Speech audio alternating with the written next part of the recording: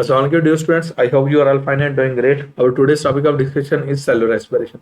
बच्चे जब मैं रेस्पिरेशन की बात करता हूँ मैं कहता हूँ दो टाइप की रेस्पिरेशन है, एक है ऑर्गेनिज्मिक रेस्पिरेशन, दूसरी है सेलुलर रेस्पिरेशन। ऑर्गेनिज्मिक रेस्पिरेशन पता है क्या, ऑर्गेनिज्म के लेवल पे जो गैसेस एक्सचेंज है ना, that is called as organismic respiration, जिसे हम ब्रीदिंग भी कहते हैं। दूसरा जो है ना सेलुलर रेस्पिरेशन, ये सेल लेवल पे breakdown of glucose by adding oxygen, oxygen को ऐड करके ग्लूकोज को ब्रेक कर देना। ग्लूकोज के अंदर जो CH बाड होते हैं ना, हाई एनर्जी बाड होते हैं, उनको ब्रेक किया जाता है और क्या की जाती है, एनर्जी प्रोड्यूस की जाती है। अब इसको देखते हैं, रीड करते हैं। Organisms get energy by breaking CH bonds of the food, food के क्या होता है, CH बाड को ब्रेक किया जाता है। For this purpose they carry out the oxidation of food molecule food inside the cells. Clear, oxidation होगी। This oxidation of food is called cellular respiration. ये क्या है, cellular respiration. The most common food used by cells to get energy is glucose. जो आम common food है ना जिसको use किया जाता है, that is a glucose. Clear? Next aerobic and anaerobic respiration. अब aerobic respiration and anaerobic respiration, as the name indicate, aerobic respiration which will occur in the presence of oxygen, और anaerobic respiration the respiration which will occur in the absence of oxygen. Clear? अब इसको देखते हैं। Aerobic respiration. Cellular respiration occurring in the presence of oxygen is called aerobic respiration. Cellular respiration जो oxygen की presence में होगी उसे aerobic respiration कहते हैं। मैं पहले बात कर चुका हूँ। It is a complete oxidation of glucose with maximum release of energy. याद रखिए इसमें मैक्सिमम एनर्जी रिलीज हो जाती है। होता क्या, बेसिकली जितने CH बाड होते हैं उनको ब्रेक किया जाता है और जितनी मैक्सिमम एनर्जी रिलीज हो सकती है वो की जाती है। अच्छा, मैं वैसे आपको बता देता हूँ, जब एक ग्लूकोज का मॉलिक्यूल ब्रेक किया जाता है ना तो 36 ATP के मॉलिक्यूल प्रोड्यूस होते हैं। कितने मॉलिक्यूल प्रोड्यूस होते हैं? 36। यूकैरियोटिक सेल की बात कर रहा हूँ। Okay, in its first phase a molecule of glucose is broken down into two molecules of pyruvic acid. Pyruvate कह लो या पायरुविक एसिड कह लो, the thing will be same. पहले फेज में क्या किया जाता है, ग्लूकोज को ब्रेक किया जाता है और दो मॉलिक्यूल बन जाते हैं किसके, पायरुविक एसिड के। In the second phase the molecules of pyruvic acid are completely oxidised, इनकी कंप्लीट ऑक्सीडेशन हो जाती है and all energy is release, और तमाम की तमाम एनर्जी क्या हो जाती है, रिलीज हो जाती है। नेक्स्ट हम बात करते हैं एनारोबिक रेस्पिरेशन। अब as the name indicate, anaerobic respiration में क्या होगा, जिसमें ऑक्सीजन की क्या होगी, एब्सेंस होगी।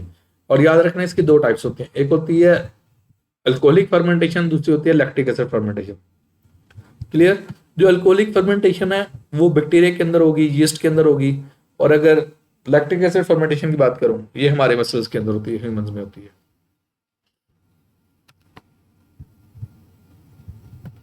Cellular respiration that occurs in the absence of oxygen is called anaerobic respiration. सीधी सी बात है, anaerobic absence of oxygen, oxygen की एब्सेंस में जो काम होगा उसे एनारोबिक कह देंगे। क्लियर है? Okay, in anaerobic respiration glucose is incompletely, जारी बात ऑक्सीजन है नहीं तो इनकम्प्लीट ऑक्सीडेशन होगी और इसमें एनर्जी भी लेस प्रोड्यूस होगी। 2 से 4 ATP के मॉलिक्यूल प्रोड्यूस होते हैं, ज्यादा नहीं प्रोड्यूस होते। Clear, in its first phase is exactly similar to that of aerobic respiration. यहाँ पे बात पता क्या की गई है, हमने कहा था एरोबिक रेस्पिरेशन में जो पहला स्टेप होता है ना, जिसमें ग्लूकोज को ब्रेक करके दो मॉलिक्यूल बनते हैं पायरुवेट के या पायरुविक एसिड के। बेशक एरोबिक रेस्पिरेशन हो या बेशक एनारोबिक रेस्पिरेशन हो, पहला स्टेप तो मस्ट होगा, ग्लूकोज तो मस्ट ब्रेक करेगा। ग्लूकोज ब्रेक करेगा तो दो मॉलिक्यूल किसके बन जाएंगे, पायरुवेट के बन जाएंगे। क्लियर, हाँ, नेक्स्ट डिपेंड करता है ऑक्सीजन प्रेजेंट है या एब्सेंट है। अगर तो प्रेजेंट है तो फिर आपकी होगी एरोबिक रेस्पिरेशन, और अगर नहीं है तो एनारोबिक रेस्पिरेशन। एनारोबिक में अल्कोहलिक हो जाएगी या लैक्टिक एसिड हो जाएगी। A molecule of glucose is broken down into two molecules of pyruvic acid. Okay, in the next phase pyruvic acid may be treated in 2 ways, तो उनकी मैं बात कर चुका हूँ, अल्कोहलिक फर्मेंटेशन और दूसरी क्या, लैक्टिक एसिड फर्मेंटेशन।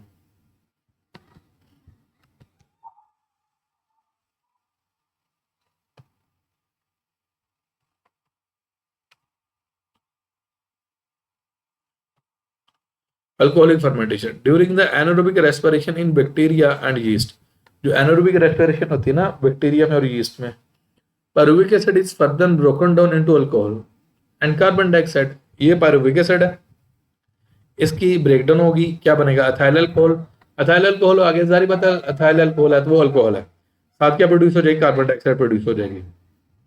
दोबारा बोलता हूँ, during anaerobic respiration in bacteria and yeast, the pyruvic acid is further broken down into alcohol and carbon dioxide. This type of anaerobic respiration is called as alcoholic fermentation. इसमें क्या नाम देते हैं, alcoholic fermentation। ये एक side box है, उसको भी साथ डिस्कस कर लेते हैं। Yeast and bacteria can ferment sugars to और sugars of berries to alcohol, वो किस में कन्वर्ट करते हैं, अल्कोहल बच जाती है। ये जो आपकी शराब वगैरह प्रोड्यूस होती है ये एनारोबिक रेस्पिरेशन के थ्रू होती है, अल्कोहलिक फर्मेंटेशन के थ्रू होती है। Birds eating this berries can become quite drunk, वो ड्रंक हो जाएंगे and is obvious from their flight pattern. Clear. Next हम देखते हैं, next is the lactic acid fermentation. अब लैक्टिक एसिड फर्मेंटेशन में क्या होता है,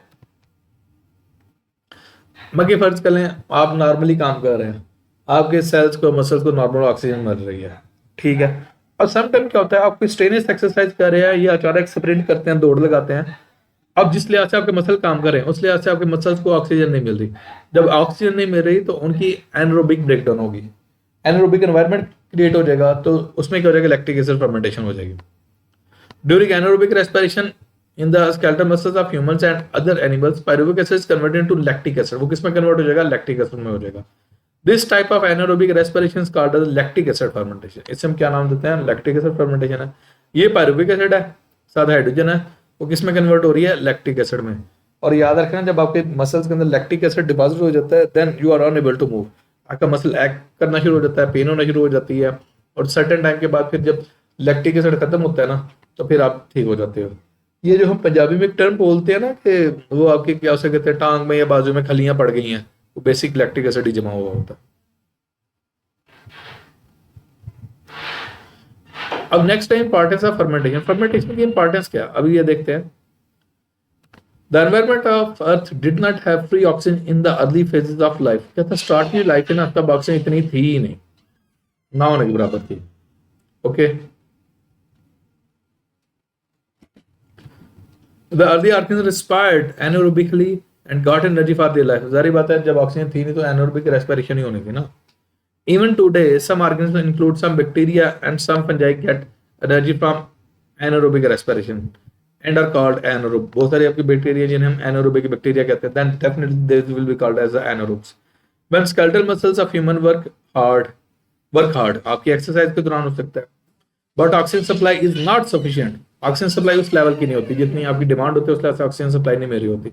अच्छा, यहाँ पे वर्ड बोल रहा है स्केलेटल मसल्स। आपके बॉडी के अंदर 3 टाइप के मसल्स हैं, स्मूथ मसल्स हैं, स्केलेटल मसल्स हैं, कार्डिक मसल्स हैं। तो हमारी जो मूवमेंट वगैरह के दौरान ज्यादा मसल्स इन्वॉल्व होते हैं वो स्केलेटल मसल्स होते हैं।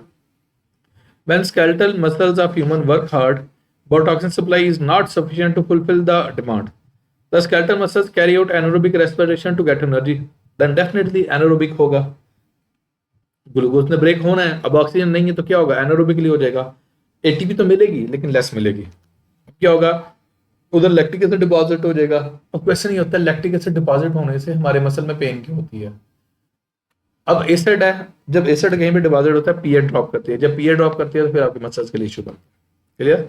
Scientist have used fermentation in fungi and bacteria for making useful product for Mankind. Useful product बनाई है, वो कौन कौन सी है, for example the fermentation of bacteria in bacteria is used for making चीज बनती है, योगर्ट बनता है। ये जो घरों में आप दही जमाते हो वो क्या उसे कहते हैं, मैं आपको बताता हूँ। हाँ, आपने घरों में दही जमाने का नॉर्मल सा प्रोसेस देखा होगा, आप दूध उसको गर्म करते हो, गर्म करने के बाद उसके अंदर कुछ ना कुछ दही वगैरह डाल देते हो, उस दही के अंदर बेसिकली होते हैं बैक्टीरिया। और आपने ये भी देखा होगा उसको फिर बैक्टीरिया दही डाल के बाद में कवर कर दिया जाता है। वो कवर इसलिए किया जाता है ताकि एनारोबिक एनवायरनमेंट क्रिएट हो। एनारोबिक एनवायरनमेंट क्रिएट होगा, बैक्टीरिया अपनी फर्मेंटेशन करेंगे तो ये चीज हो जाएगी। Okay, fermentation yeast is used in braving, शराब साजी जो होती है जहाँ पे शराब प्रोड्यूस होती है, एंड बेकिंग इंडस्ट्रीज। अब क्वेश्चन आता है बेकिंग इंडस्ट्री में कहाँ पे, ये जो आपके घरों में या इंडस्ट्रीज के अंदर पिज्जा वगैरह बनते हैं उनका डो बनाने के लिए ये यूज होता है। Similarly the soya sauce is made through the fermentation of a fungus को यूज कर सोया सॉस बनाई जाती है। क्लियर है बच्चे, यहाँ तक ये टॉपिक कंप्लीट हो गया। If you have any sort of question then you can ask in the comment section. Thank you so much.